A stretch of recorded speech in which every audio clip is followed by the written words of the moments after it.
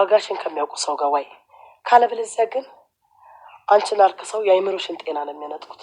እንደዚህ እንዲያደርጉ ደግሞ እንዳልፈቅድላቸው። እሱማ ልክ ብለሻል። ግን ህይወት ለሁሉም ሰው ምርጫ አታስቀምጥም። እኔ የምልሽ ልጅ እኮ በዚህ ሰዓት አተኛም።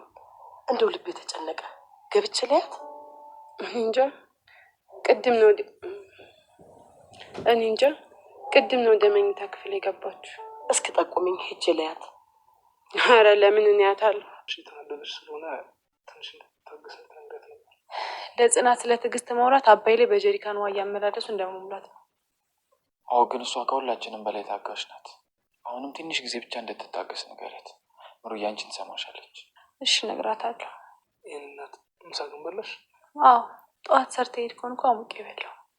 ኧረ ተይ ምሩ፣ ግን የዚህ ልጅ ምግብ አትዳፈሪ እንዴ። ለምን እንዴ?